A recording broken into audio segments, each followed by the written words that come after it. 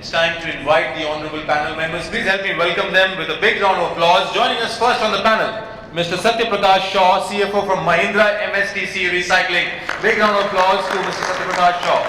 Welcome to the stage. Kindly have your seat. Joining next in the panel, we have Mr. Sibi PM, CRO from Equitas Small Finance Bank. Big round of applause to Sibi. Sibi, welcome to the panel. Please have your seat. Joining next in the panel, ladies and gentlemen, we have Mr. Rahul Arora, Deputy Chief of Internal Vigilance from RBL Bank. A big round of applause to Rahul. Rahul, welcome to the panel. Please have your seat. Joining next in the panel, we have Mr. Indranil N, Vice President and Head of Risk from Pine Labs. A big round of applause to Indranil. Indranil, welcome to the panel. Please have your seat.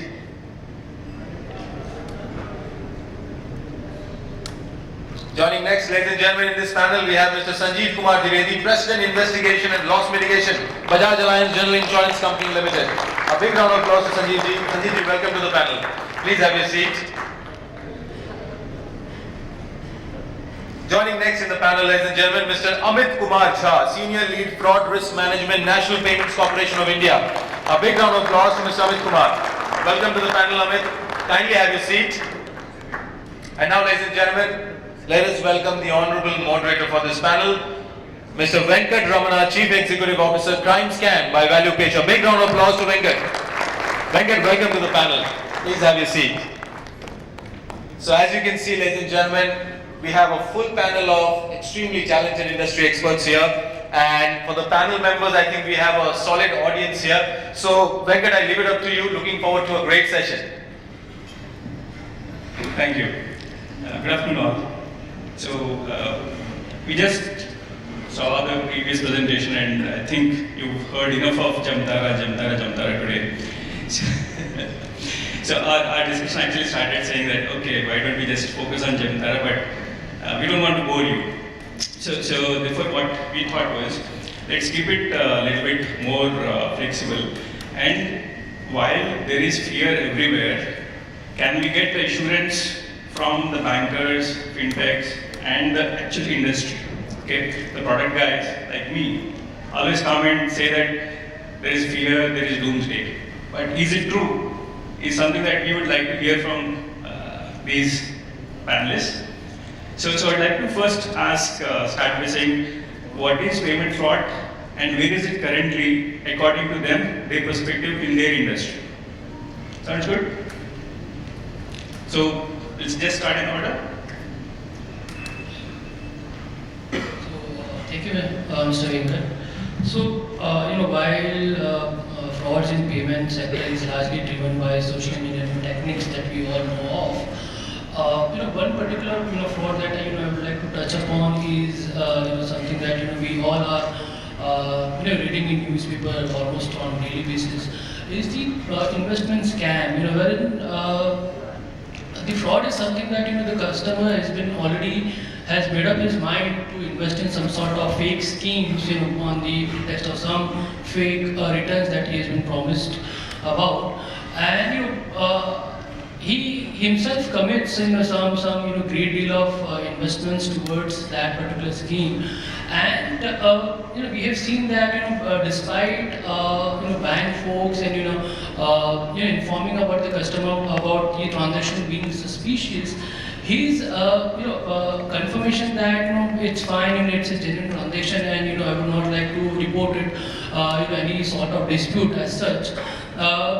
Despite the fact that when we did a round of check with a particular beneficiary bank, wherein the fraudulent receipts were parked with, the beneficiary bank stated that the beneficiary account is being marked in some sort of lead because of some LE notices that they received. So the point I'm trying to make is that the fraud has happened, but the victim is yet to realize it, which eventually he will realize it maybe after a couple of months, but by that time he would be already it would be too late, and the exposure would have been much larger. So this being one of the key I would say precursors to fraud. You can classify it under grade in one of the fraud triangle as such. But yes, this is one of the kind of a major fraud that we are currently witnessing in payment space. Sure. Seems to me as the primary motivator or one of the primary motivators. Yeah. Okay. Sanjiv, sir. Yes, so good afternoon. So in fact, when it comes to insurance, payment fraud is primarily related to any kind of misuse which happen either at the policy purchase stage or at the claim stage. Normally we see that customer who try to exaggerate their claims or put in some fraud claims to get benefit out of that financial benefit out of that. So those are all called as payment fraud for us. And just typically they're frauding, trying to fraud you. they're trying to fraud us. Yeah, Yes. not the customer. Like Yes. what we saw in Jamtara. Yes, Okay. it's not like that. And obviously there are some incidences where cyber fraud and all happen, where monies are extracted from our company again, or there might be some kind of employee or vendor-related fraud, which are common frauds. But those frauds will not come under payment fraud. Payment will be primarily where payments are going from our side. Now, just to give some examples at the sourcing stage, like how frauds happen. So I will tell you, recently there was a big fraud which almost all the insurance companies are aware about, where vehicles which were of higher band, like suppose for example a commercial vehicle which is 7,500 laden weight. Now they have taken an insurance of a two-wheeler. So what happens is insurance of a truck or a lorry, where the premium would be somewhere around 30,000 to 50,000 rupees. So instead of paying that 50,000 premium, they mark their vehicle as a two-wheeler, and the premium size comes down to 1,000 rupees. Okay. It's almost 50,000 rupees saving for them. Yes, it's a huge saving for them. Yes. And then vehicle insurance has been given to those guys. So obviously there is a wrong information which I shared at the time of policy purchase. Now this fraud is not only cheating with the insurance company, but here there is a cheating which has happened with the government also. Because the GST which you are going to pay, that amount also you are saving. And further to this, suppose if any third party accident happens, and third party is a beneficial policy where we give benefit to the third party who is not insured with the insurance company, and because of the road accident, their claim might get rejected because the correct policy was not taken. Right. Only to fool the police, traffic police, they have taken this insurance. Now this is a huge fraud. If I just calculate the numbers, this would go to about 2,000 crore only in one of the event fraud. This is 2,000 crores of fraud would have gone like this. 2,000 crore fraud for one event. Only one event. Only one event. One event. Wow. And as you were saying outside there, the overall fraud would have gone to $1 trillion. $1 trillion, yes. $1 trillion. Yeah. So that would have been the effect of fraud. Now moving to the other kind of where the claims comes to an insurance company. Now claims are, at times you will see that these are all staged claims, or even we have seen like in health policies now, obviously instead of Mr. A, Mr. B getting admitted and taking payment, insurance claim, these are all old days now, because now this is not happening. Abhi thoda sa KYC and all have also come up. But now exaggeration or inflation has taken a center stage. So suppose a person is getting admitted in an hospital where he is sharing the room with the other person, and the cost of that room per day will be, suppose for example, 4,000 rupees.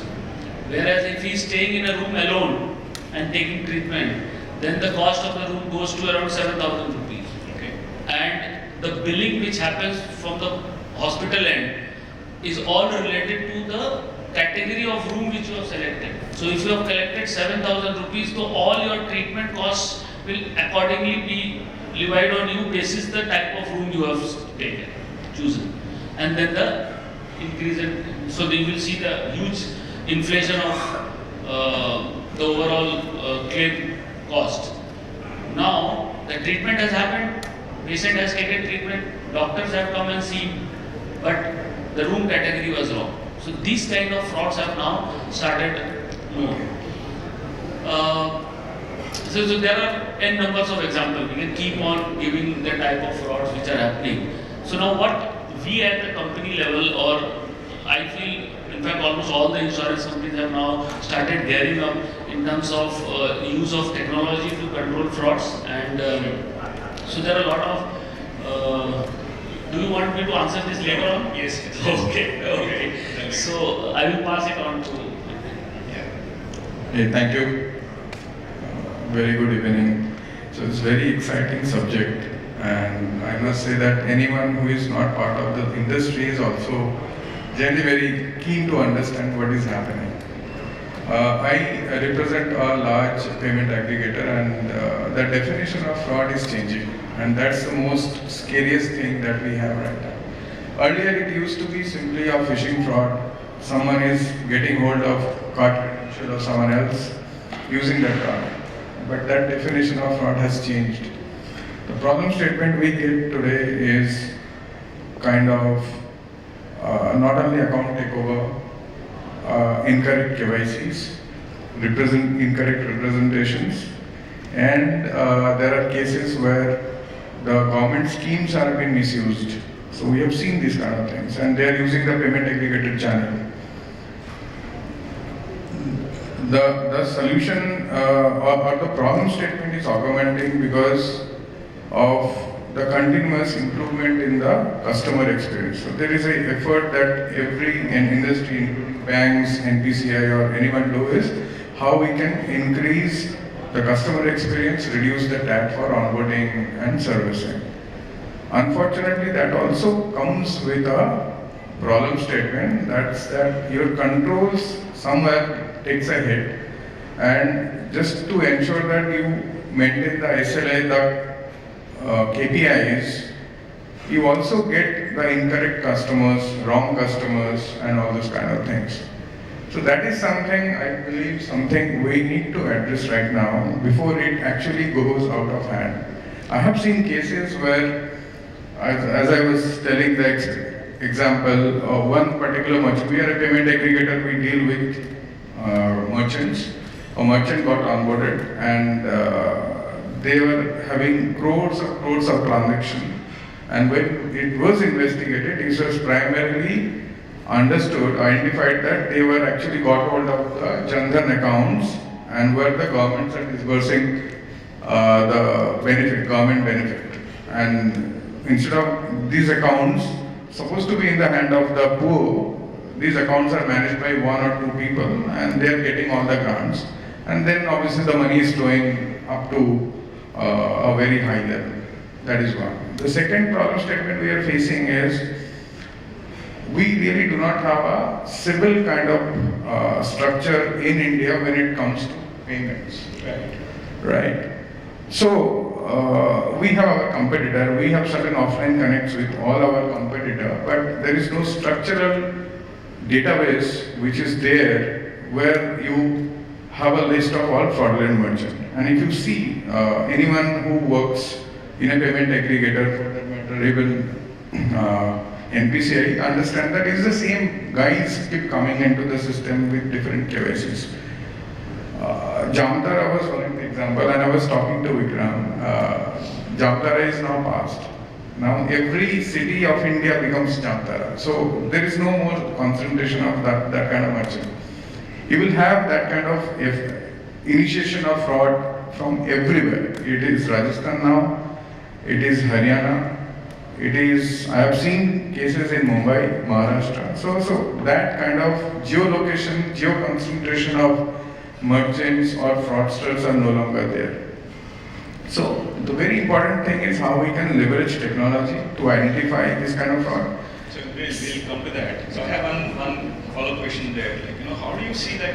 What kind of quantification you can give? Because you are a payment aggregator, you'll be seeing millions of transactions, right? A typical day or a month, like what kind of number of transactions flow through this whole system? So what I say is earlier, if just an example, if 1%, if I'm doing 1,000 crore of transaction in a month, the fraudulent transaction would be, let's say, 1% of that. 1%. That was a couple of years ago. Now it is increasing. It is increasing day by day.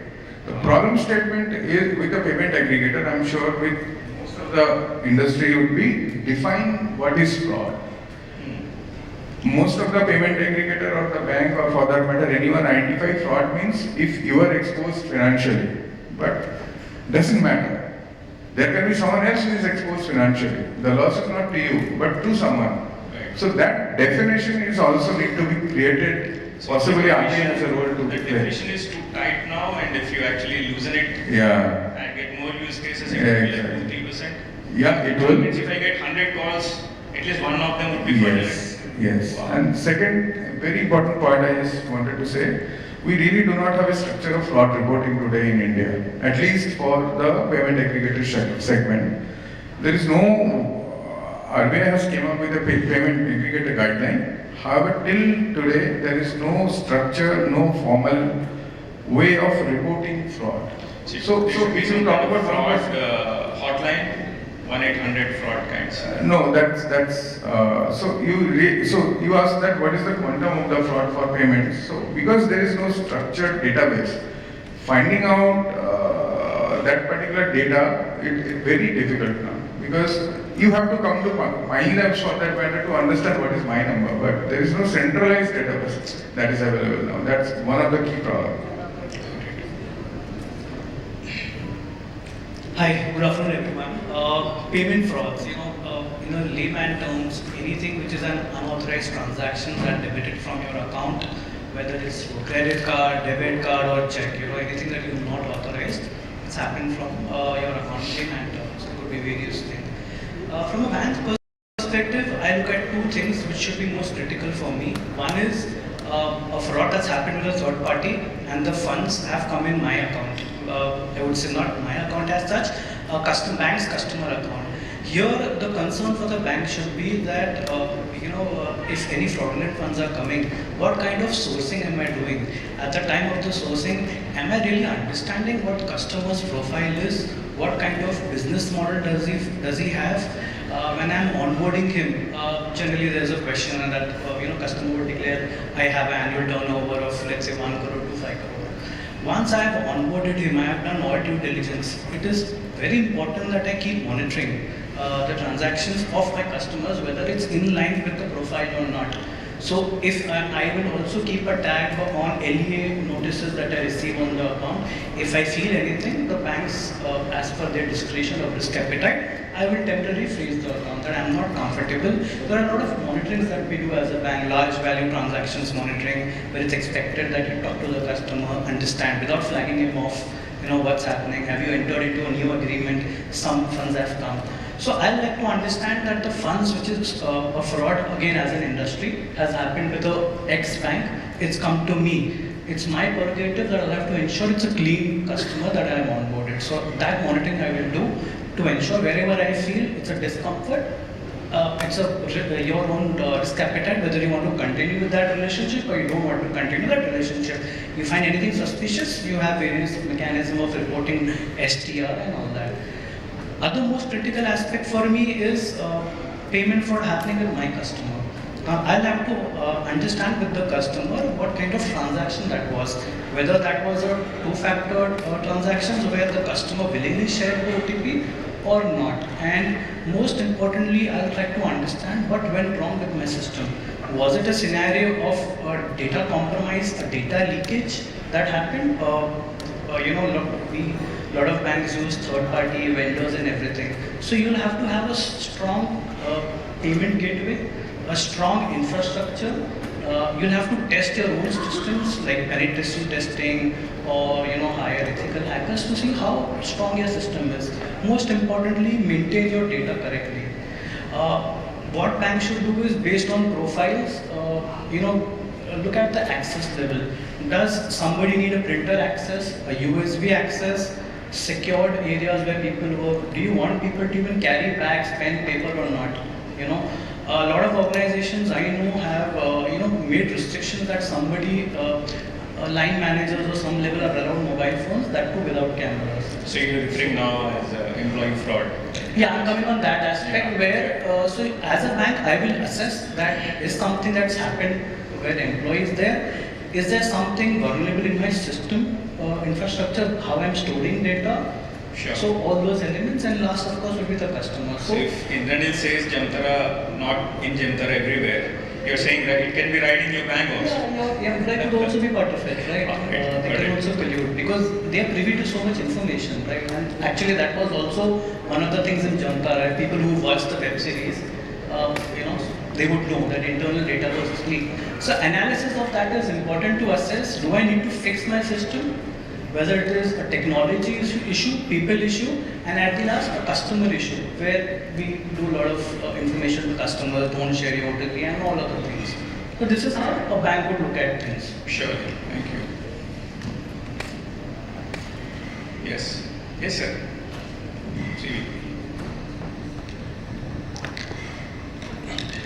Yeah, thank you Venkat, and I thank Synex for inviting me for this summit. Before giving the bank's perspective on payment frauds, let me give you a statistics. In the 6 months ended in March 24, the amount involved in payment frauds jumped by 70% compared to previous year. This means when the payments, the growth in payment is under 50%, the payment fraud increase of 70% indicates that, yes, fraudsters are one step ahead of other players. That is why such forums, such discussions on how to prevent, detect, and even recover that assumes importance. As the other speakers mentioned, yes, the taxonomy of payment frauds is expanding very fast. The traditionally old identity theft, account takeover, it moves from all those traditional form of frauds. And they are also deploying different innovative methods using technology. Now how banks, in this perspective, how banks look at preventing and detecting and even recovering from the fraud is, it starts from the customer onboarding. We cannot just standalone way, we cannot just monitor transaction and then prevent fraud. It starts from customer onboarding, how we deploy the KYC properly, and how we profile the customers, how we dynamically profile the customers on go based on the transactions and other behaviors. This assumes utmost importance while designing the fraud risk management program. But probably this session doesn't cover that, but the most important part of fraud risk management is recovering from the fraud. Now, the entire concept of risk management is moving away from mere risk management to resilience. In that terms, the incidents can always happen, but how to minimize or mitigate the loss, that is the most important thing. So recovery is also one of the critical part of fraud risk management. Thank you. Satya. Thank you. Good afternoon, everybody. See, payment fraud, this has been a buzzing word post-COVID. And I would say, whatever be the industry, whatever be the organization structure, whatever be the form, the substance remains the same. Any illegitimate transactions going to a non-genuine account is a payment fraud. If the owner is genuine and he is not receiving the money, and if anybody, a payer who is using unauthorized way or anything by duplicate invoices, by being a man in the middle, by compromising the emails, that all constitute payment fraud. No industry is an exception. There is no rules without a con, and our company is also not an exception. We are into recycling. Sorry to It'll be interesting if you just tell what our it industry does. Yes. Because it's so different than the rest of us. Yes, in our recycling industries, See, if you are having a proper vendor database, then there is a KYC forms, everything is perfectly fine. But in our e-recycling industries, although each of the transaction is quite substantial, take it for example 50K, but we are dealing with so many multiple customers. To incorporate all the customers in a particular ERP, that is also quite a challenge. Even renowned ERP is also facing some challenges to incorporate, to make a model, to incorporate all such day in day out new customers, one-time customers we call so. So here also the challenge that whether it is going to that original account or not, and how to house KYCs, how to do real-time transaction monitoring. Anyhow, authentication and authorization being a common factors. We also find out a solution in the e-recycling industries, and very sooner or later this will be incorporated in the coming model of new ERP revised versions. What we are doing right now, we are doing a penny check transactions. Whoever we are making online payment, first case we used to give 1 rupee transactions. Okay. And then we confirm from the customer, sir, whether you have received or not. If they say, yes, they have received, sooner or later, similarly with the real time, we, pay the total amount. The risk is of only of 1 rupee. So this penny check transactions happens in an automated way. No manual intervention is required, and once the penny check is successfully executed, then one telecaller has to call them whether you have received the money or not, and then again by clicking the button, the total amount goes in an automated way. So there is one step manual interventions post penny check. Got it. That's how we So this penny check even gets triggered because somebody gets a vehicle or something to be recycled to you, and you don't know if he's the owner or the account details given are genuine or not. So therefore, to avoid that risk, you make a 1 rupee drop, right? Is that what you're saying? Exactly. Okay, that's interesting. All right, so we now know from a recycling point, insurance point, bank point, payment point, and aggregator point. Like the second half of our discussion will be focused on fraud risk management. What are the top 3 things that they're actually implementing? So it could be AI, it could be accurate AI, they said. Okay, it could be transaction monitoring. So how do you determine those top 3 things that you look for currently and maybe going forward? That will say that in terms of detection, prevention, and maybe deterring the fraudsters. So how do you want to start? Same? Okay. Now we at NPCI, we try to find out the gaps, which could multiply if not being addressed at the right point or maybe in the nascent stage. Just to give an example, when we were looking at the fraud which were getting reported, at a particular, business use case which has a very easy cash out.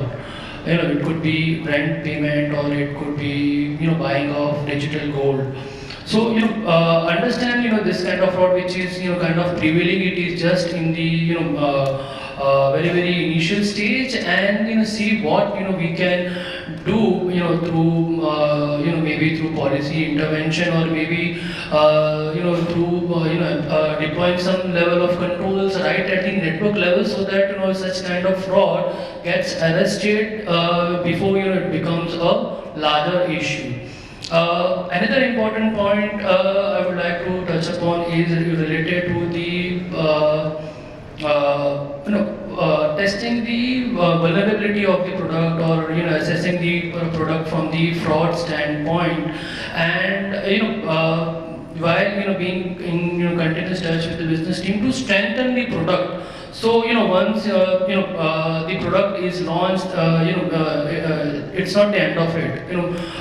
It requires the continuous monitoring and try to understand what are the gaps which the fraudsters are exploiting, which could pose a systemic risk, if not addressed at the early stage. And we see to that the gaps or the product is strengthened in the best possible way.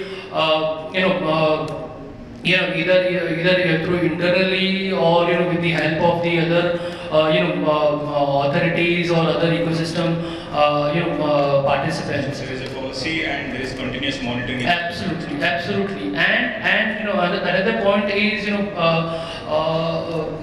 being one of the core is how well we are equipping our member banks with the real-time information, with the real-time alert with respect to the suspicious or or fraudulent transactions.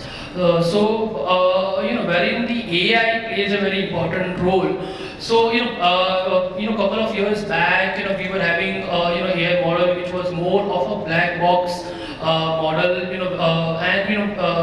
now we have moved on to the white box model, so that it equips the information on why the transaction has got predicted, so that the bankers, the analyst, investigating the alert, investigating the case, has the right sense of information. What is the purpose of this alert, so that the investigation can be directed onto a right point. So this being one of the crucial stage, and while we have deployed various models, including deep learning or NLP for that matter, to address the modus operandi specific fraud. Earlier, the predictions that we were doing were kind of generalized, which were ending up with the large false positive ratios, and of late, with this white box model, we are able to predict the transactions, keeping a particular modus operandi into context, so that the analyst is aware, that what sort of information he needs to gather to kind of close the case in the right sense. Pardon me, you're saying there were lots of false positives before when you implemented something, and now it's becoming better? Yes, and more so, it is. So will it end in saying your money is safe with the system? Absolutely. How close we are? Sorry. So, it is important for bank to understand why the alert has been communicated to them.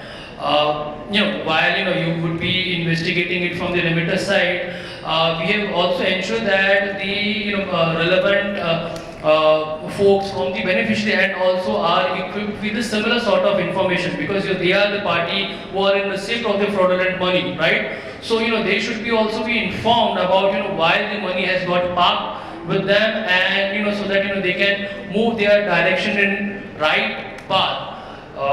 Mr. Venkat. I understand. So we'll come back. I think I have more questions on that later. Sure. Thank you. Sanjiv.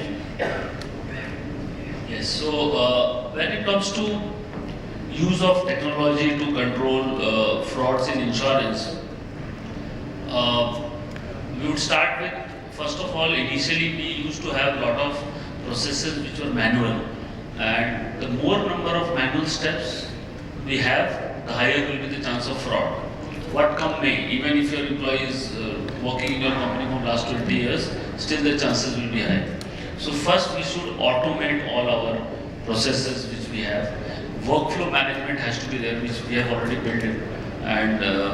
And then basis those workflow management, obviously there has to be a data which should be seriously worked. Someone should be working on those data. And fraud analytics over here comes into a picture where a lot of predictive analysis will be there, behavioral analysis will be there. Even your biometric record, someone in the past speaker was speaking about it. So how behavioral, biometric and fingerprint will also lead to a lot of digital body languages. So today, for example, I was speaking to someone a year back, where after COVID, normally today the mode of doing business has changed a lot. So it's more of virtual kind of connects which are happening with people to do business. And insurance being a traditional business where unless we meet with the other person, we understand their requirement, we never used to give which product they have to take. So with this change in the shift which has happened, now virtually we are interacting with customer. We don't know who is that person. Right. And he's either he's a genuine one or he's trying to fool us.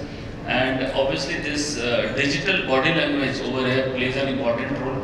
where the number of strokes which he is using to fill up the form, the number of time he is changing the windows to fill up the form, the time he is taking to fill up the basic requirement, how many times he is writing and rubbing and again writing. Okay. A lot of scenarios which comes in place. So this becomes an important part. Even so today, as we also progress, whenever a volume of cases, because initially when you implement a software or a new technology, a lot of false positive and this kind of trigger comes in picture, and unless a machine learning is there, it doesn't get rectified. So we need to come up with solutions where a virtual investigation takes place. Because if a case, normally a case for an insurance investigation takes almost 15 days to 20 days to get it completed. But a customer cannot wait for his vehicle for so many days. And here, most of the fraudster takes advantage of a scenario where they start escalating and or they will not interact with you or some of the other issues happen. So here the technology will play an important role where how you can create an insurance risk scoring, and this is a need of our like we have a civil kind of approach in banking industry. Insurance too need a civil kind of process where we get the information of a customer, digital information, basis his past record, where his criminal track records are being captured, his past fraudulent histories are being captured, the device which is there. Again, someone was speaking about the device intelligence, the device through which the claim or the policy they are requesting for, what is the, so globally there are companies who maintain the database of device which were been identified for fraud. So those inputs plus your social network input, all this clubbed together gives a score. So this score is dependent on what Indranil is saying. There is no database. Yes. So there has to be a database. There has to be a database. And then on top of it, has to be a risk score. Exactly. Tell me one thing. I had a doubt when you were saying this. So the fraudster always changes the SIM cards, and he changes that. So how do I attribute the identity? You can't have a database. So I will tell you. Identities. I will tell you now. This is a classic question which you have asked, and in fact, now in this kind of scenario, we also see whether the mobile number which the customer is giving you at the time of filling up a proposal form, whether that mobile number is purchased 10 days back or 10 years back. If a mobile number is 10 years back, then he is a low risk customer. Whereas if a mobile number is only 10 days back, he is a high risk customer for you. So here, obviously, we have to build some patterns also like this. Correct. So it's not just a database then, it's database and attributes to database. Why I will tell you database again over here, because obviously we have to have an API connect with the telecom companies to give us this kind of information. Right. So obviously one is database, the second one is API connect which you should have from other sources, and then only we get it on. And I can keep on talking on this, but it's a lengthy discussion which will happen. So I will allow Mr. Indranil to take it ahead in your industry, how you. Thanks. So I disagree with you to some extent and also agree. So for payments, the problem statement we have is there is no standardized software that is available application. Every player is doing their bit of experimentation. The regulator has a guideline called PMLA, the KYC, but that only talks about the KYC. So when I say know your customer, I call it KYCD, that means know your customer documents. So do you really able to identify the customer? The answer is no. You are just referring to certain documents, maybe a digital form of the document, and that's it. The due diligence part is completely missing today. So do you really able to identify the customer, the various behavioral pattern which you are mentioning? So that is missing. And what should be, and now I'm coming to what Amit just mentioned. He just mentioned that I keep sending a lot of alerts to the bank, to the payment aggregator, whether they are taking cognizance of that, yes, no. Their expectation is, I'm sending you something, you have to act. Right. But that's a problem statement in itself. What is the roles and responsibility of all the entities involved in the payment? Payment if you see the payment, transaction payment, there are a lot of entities involved. Schemes, the banks, customers bank, the merchants bank, and obviously the payment aggregator. And the problem statement is this: each entities are on the different stages. They are still not able to come to a single stage to figure it out that how a customer onboarding journey has to happen. Different policies. Every bank will have their own policies. That is one. And the second problem statement which we have currently, that is the biggest challenge, is the availability of a application, software, tool, which also justifies the business. I'm talking about the commercial case. You see any of the internationally available softwares, fraud risk management systems, or for that matter, KYC systems, validation systems, they come with a huge premium. And then obviously in India, anybody who understands payments knows that what kind of revenue we generally make, right? Now, if you're actually not making any revenue, it's very difficult for a payment aggregator to come back with a solution. And there, I believe the schemes, the banks, has an additional role to come invest on those fraud mitigation tools, which is currently missing. I think that's something needed to be discussed. But you actually spoke. Thank you for that. Yeah. It's a very interesting topic. In the entire fraud risk management, this is audible? Yeah. Yes. So I would say technology, people, and customers play an important role. I'm sure a lot of speakers have come here and spoken about technology. Yes, bank has adopted various methods of opening an account where they've been given a tab. The person will go to the address gets verified, the customer's photo is clicked with geotagging, so you've established that the person is there, you've seen the premises. That's on onboarding side, on the digital side. But you also have a lot of tools available, as I mentioned, and previous speakers have also mentioned, on monitoring of accounts. So that needs to be utilized according to risk appetite. That will give you a trigger. The methods that banks follow is, I would say, passive and active monitoring. If I find any suspicious transactions, the banks take a liberty to freeze that account immediately, so that there are no misuse of further funds, and you can technically save that funds. I'll reach out to my customer to validate whether you did this transaction or not. I will also do a passive monitoring to see the demographics of the account. New change of email ID or phone number, I'll reach out, addition of a new beneficiary, some things of those, or IP address analysis to see whether different locations IP, different machines being used. So on basis of that, I'll use technology. Coming on people aspect, again, have trained staff. If I understand technology comes at a cost. But I think most important here is collaboration within the teams within the bank and outside. So gone are the days when you have to work in silo. The operation risk management team, fraud investigation team, risk, audit, compliance, AML, all have to meet often and understand, including business. The message should go to business as to what trends we are seeing. Now, how many of the organizations do actually go up to business with a presentation that these are the trends I am seeing? You see that trend, you go back to audit, these are the things we are seeing. When you're going for an audit, cover these areas. Look at the risk registers. Pick up, so even the regulator is expecting, the thing is, one is reactive. Fraud happened, I'm investigating, I'm plugging loophole. What about reactive?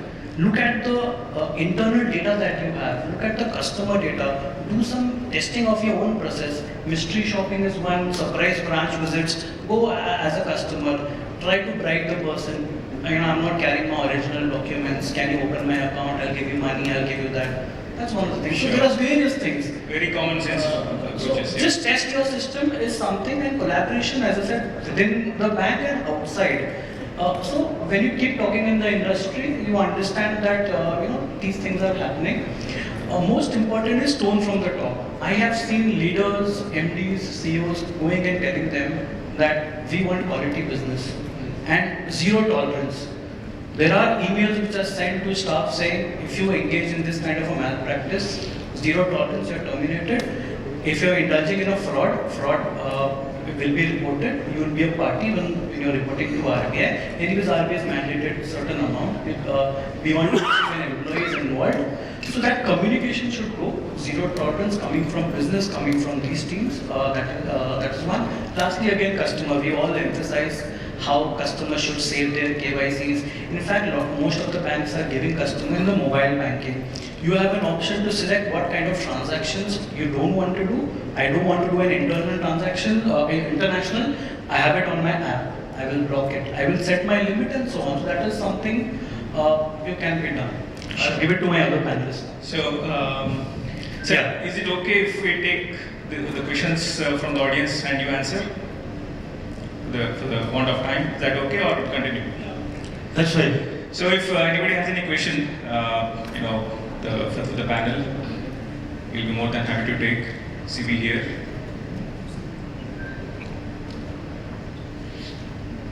Yes.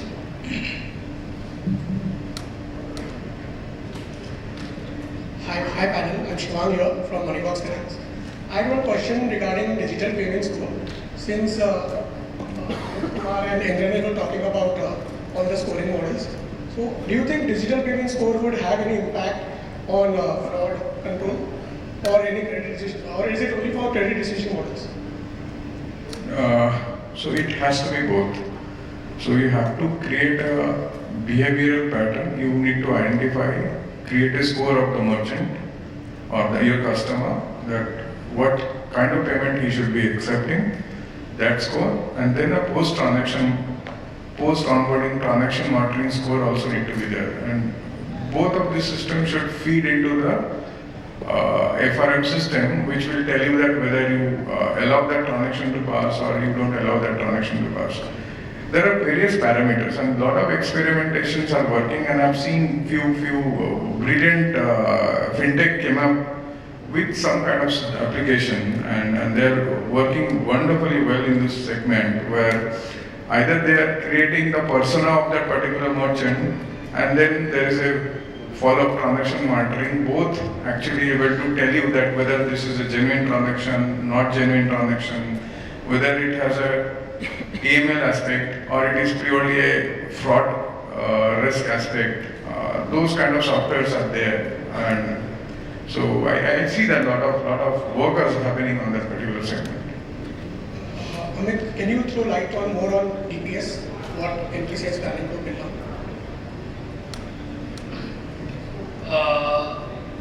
So it's still in the nascent stage, but as Mr. Indranil said, it would benefit both in the credit decision for the banks, and of course, based on the bank's feedback, it would be further definitely helpful for scoring a particular transaction to decide whether a transaction has a fraudulent behavior or suspicious behavior. So to answer your question, yes, it will benefit both ways. And NPCI, I am not sure where this product is currently in the stage, but yes, we are on to it, and soon we will see the news on it. I don't have any dates on it, but definitely. All right, thank you. So I will add to the response which they gave, and even Prakash spoke about it, which was about the penny drop facility. Now, because of this penny drop facility which has come up, in fraction of seconds, amount get transferred to the account, it hits the account of the person where the payment has to be done, and information of that bank account is collected and given back to the company. So suppose Sanjiv Dwivedi is the person whose bank account, whose payment has to be made, but the bank account name is of Indranil, for example. So then obviously there is a mismatch and the payment will not go. So this kind of things have already come in place. So with this, I think even more and more behavioral pattern or all the other things which you have given is coming into picture, but a penny drop has already picked up quite well. That's good. Any other question? One more question I think we can take.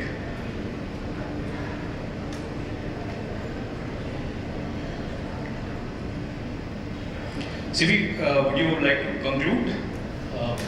Good afternoon, panel. My name is Mithil, heading risk for stockbroking company. My question is, like we are just talking about like outside indemnity, like doing suspicious things from like of customers' data and everything like bank account and whatever customer uses. What about the internal frauds which are happening? Like PNB is the best example. Like Swiss bank fraud happened. So like, are there any precautions like internal precautions which are being taken care of? Like another question is like, I think some of the panelists mentioned about the investments doing fake companies or something like that. But like doing investments in a proper way and somebody doing malpractices or doing artificial activities and creating like up and down of the stock scenarios, operating the stocks. These are also like some of the things. So what could be the measures that can be like taken from these like software companies, or I would say like the recent example would be of mutual fund, the Fidelity Mutual Fund, wherein like they were unable to pay the customers, and then like SEBI come up with the regulations of additional credit worthiness basically. So my question is, first question is related to PNB. Like there can be many other scams like in banks internally.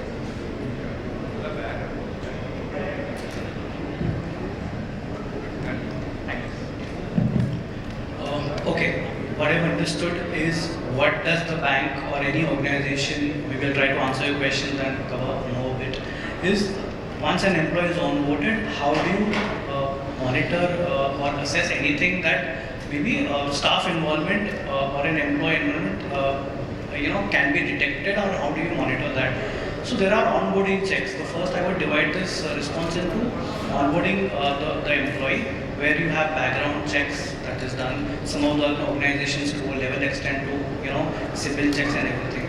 Once the person is onboarded, there are a lot of monitoring that happens, which some of them has been regulated by RBL also, which is transaction monitoring.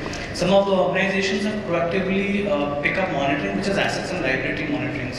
We monitor the lifestyle of the employees, try to understand from the average salary of the individual what kind of lifestyle it is, what kind of investments which is being done, assets vis-a-vis liabilities. Is there a trend of loan being taken, let's say home loan or loan, and it's been closed in 2 years?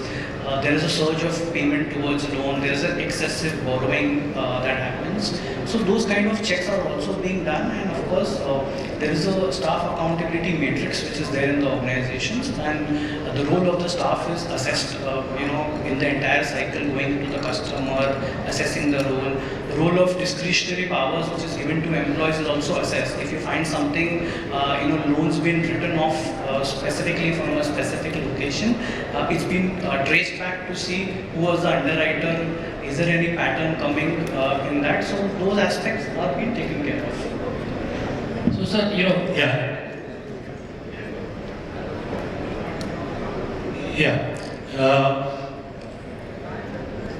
Postage of time? No. Okay. Just one more sentence. I would like to add on this one more point. Probably I will take the famous dialogue of Sholay. Loha loha se katta hai. So digital can be cut only by digital, or technology can be prevented only through technology. So the ultimate point is, yes, when the fraudsters are steps ahead, we will have to use digital and technology for preventing that. But for there can be added layers of due diligence through physical modes also. So this is what I want to highlight. So, sir, on your second question, if I have understood it correctly, so these investment scam has got nothing to do with the actual stock trading that we know of, right? So the customers are just being provided that kind of fake environment in whichever group they are added. Some famous stockbroking institutions, the replica of their applications are being made, some spoofing websites are being prepared and given it to the potential victim to give them an idea, to give them a false idea that this is related to XYZ institution, and that then they are being enticed into make payment. Mind you that in the actual in the genuine use cases, the investments are directly being done through through payment gateway in the back end. But in such cases, they will share the account numbers offline through some instant messaging chat groups, and they will ask you to make the payment through on two different account numbers, and that is how they will end up making the investment. And they have fake purchase history, they have returns will be manipulated, which will be shown to them, and every time whenever they want to redeem it, they will be only given the information that they will have to invest more and more so that they can achieve the larger profits, which definitely never turns out to be true. So sir, it has got nothing to do with the CB stuff which you were mentioning out here. This is purely fraud orchestrated by some cyber criminals.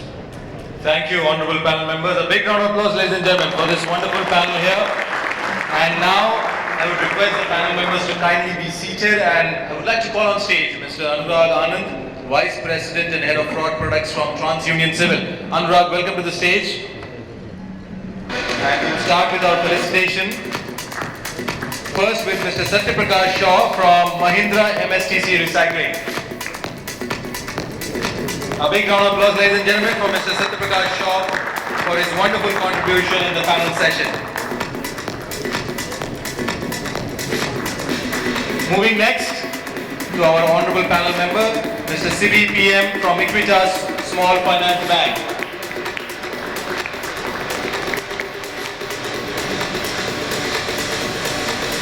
A big round of applause, ladies and gentlemen, to Mr. Sibi for his wonderful presentation in the panel and his contribution as well.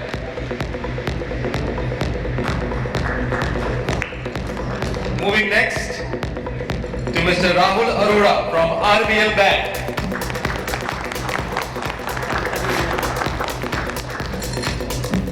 A big round of applause again to Mr. Rahul Arora for his wonderful contribution in the panel. Moving next to Mr. Indranil from Pine Labs.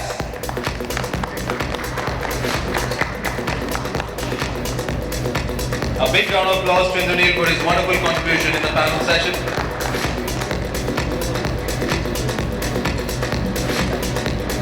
Moving next to Mr. Sanjiv Dwivedi from Bajaj Allianz General Insurance Company Limited.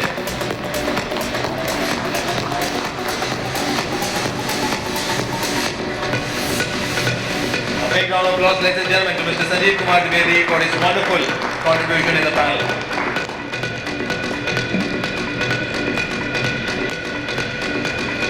Moving next, ladies and gentlemen, to Mr. Amitkumar from NPCI.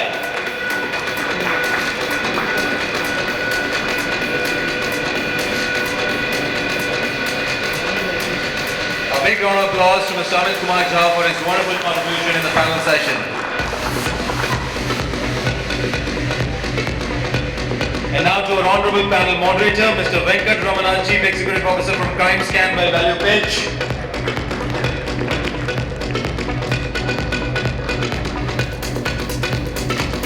A big round of applause to Mr. Venkat Ramana for his wonderful contribution, not just as a panel member, but also for wonderfully moderating this panel session.